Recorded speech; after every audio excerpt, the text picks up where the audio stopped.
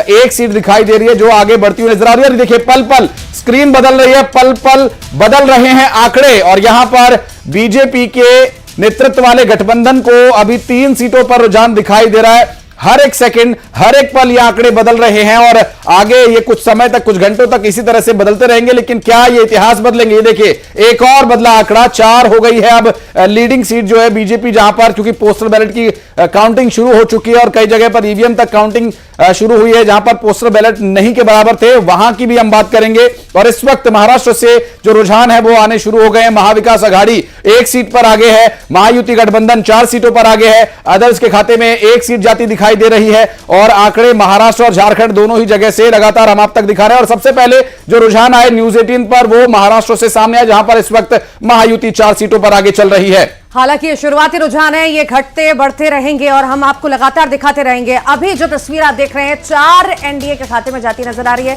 तो वहीं इंडिया गठबंधन के खाते में 1, तो अदर के खाते में 1 जाती हुई नजर आ रही है। ये रुझान अभी के हैं, शुरुआती रुझान है, ये पल पल बदलते रहेंगे। 4 से 5, 5 से 8 और 2 से देखिए इंडिया गठबंधन का 2 पे पहुंच चुका है, एनडीए 4, इंडिया 2 और साथ ही साथ अदर के खाते में 1 जाता नजर आ रहा है। तो ये रुझान ऐसे ही बदलते रहेंगे जब तक पूरी तस्वीर साफ नहीं हो जाएगी। कई घंटे लगेंगे, अभी वक्त लगेगा, क्योंकि ये शुरुआती रुझान है। एनडीए के 5 पर पहुंच चुका है, तो वहीं 2 इंडिया गठबंधन के खाते में जाती नजर आ रही है, तो वहीं 1 जो है अदर के खाते में जाती नजर आ रही है। मेहमान लगातार हमारे साथ जुड़े हुए हैं। फिरोज साहब, शुरुआती रुझान हम देख रहे हैं, एनडीए के खाते में 5, इंडिया के खाते में 2 जाते हुए नजर आ रहे हैं। दावे वादे सब एक जगह, ये जो शुरुआती रुझान है एक जगह, रिएक्शन?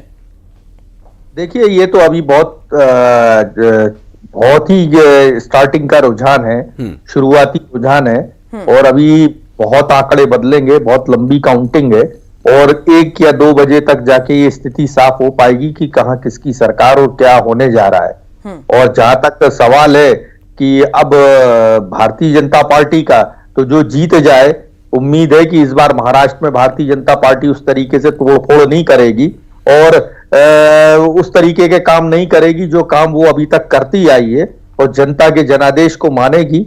और उसको ये पता है कि उसकी जो डबल इंजन की सरकार है वो फेल सरकार है, वो चलने लायक सरकार नहीं है। लेकिन फिर भी उसको अगर भारतीय जनता पार्टी को उम्मीद है तो उसको भी शुभकामनाएं। और कांग्रेस के कार्यकर्ता सिद्दीकी साहब की जीत बीजेपी की हो रही है, किस बात के लिए, कैसे मान लिया जाए कि जीत बीजेपी की हो रही है? नहीं बीजेपी तो, हाँ, बोलिए।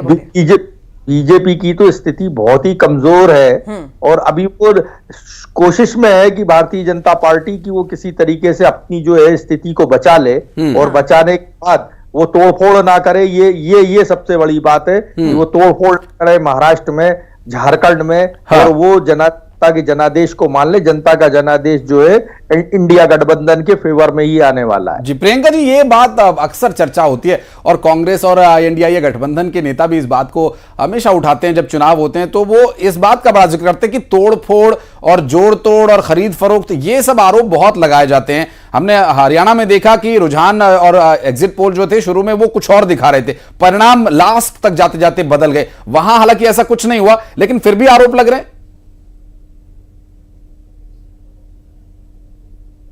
कहना जी, जब कोई विकास का विजन ना हो, स्पष्ट कोई नेतृत्व ना हो, तो वो बगले झांकने के लिए इसी प्रकार के बहाने लेते हैं। अभी देखिए रिजल्ट आने शुरू